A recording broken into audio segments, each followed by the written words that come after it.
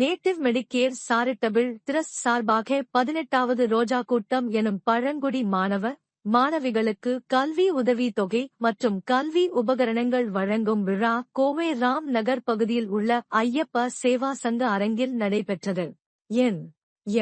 இந்நிறுவனர் நிர்வாக அரங்காவலர் சங்கரநாராயணன் தலைமையில் நடைபெற்ற இந்நிகழ்ச்சியில் கௌரவ அழைப்பாளர்களாக நிறுவனங்களின் தலைவர் வரதராஜன், நேரு கல்வி குழுமங்களின் செயலாளர் கிருஷ்ணகுமார், ஐயப்பன் பூஜா சங்க தலைவர் கணேசன் ஆகியோர் கலந்து கொண்டனர். விழாவில் சிறப்பு விருந்தினராக கோவை மாவட்ட ஆட்சியர் பவன்குமார் கலந்து கொண்டு மலைவாழ் கிராம பள்ளி மாணவிகளுக்கு கல்வி உதவித் தொகை மற்றும் ஸ்கூல் பேக், நோட்டு புத்தகம், பேனா பென்சில் உள்ளிட்ட கல்வி உபகரணங்களை வழங்கி பேசினார். அப்போது பேசிய அவர், மலைவாழ் பகுதியில் பயின்று வரும் மாணவிகள் கல்வி பயில்வதை ஊக்குவிக்க பள்ளி கல்வித்துறை கூடுதல் கவனம் செலுத்தி வருவதாக தெரிவித்தார். NMCT நிறுவனமானது கடந்த 36 வருஷ காலமாக கோவை மற்றும் திருப்பூர் பகுதியில் பாதிக்கப்பட்ட மக்களுக்காக வேலை செய்கின்றது. அந்த குடும்பங்களில் இருக்கக்கூடிய குழந்தைகளை ஒருங்கிணைத்து ரோஜா கூட்டம் நிகழ்வு 18 வருஷ காலமாக நடைபெறுகின்றது. 18வது ரோஜா கூட்டம் இன்னைக்கு ஐயப்ப பூஜா சங்க ஹாலில் நடைபெற்றது.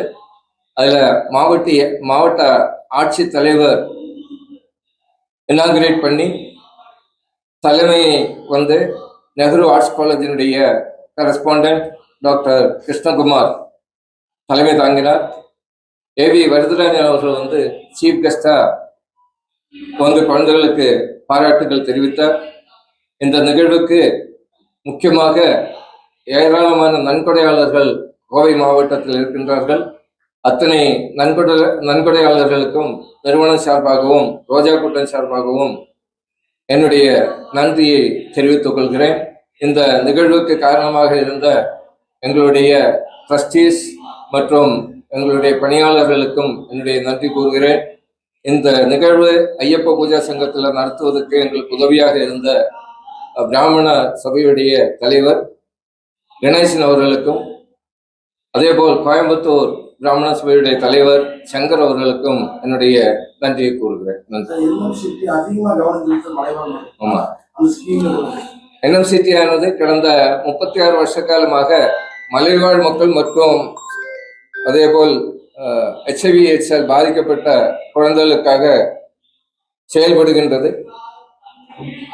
ஏராளமான கார்ப்பரேட்ஸ் இப்பொழுது CSR நிதியுதவியுடன் ஏராளமான ப்ராஜெக்ட்ஸ் திட்டங்கள் எடுத்து செய்து வருகின்றோம்.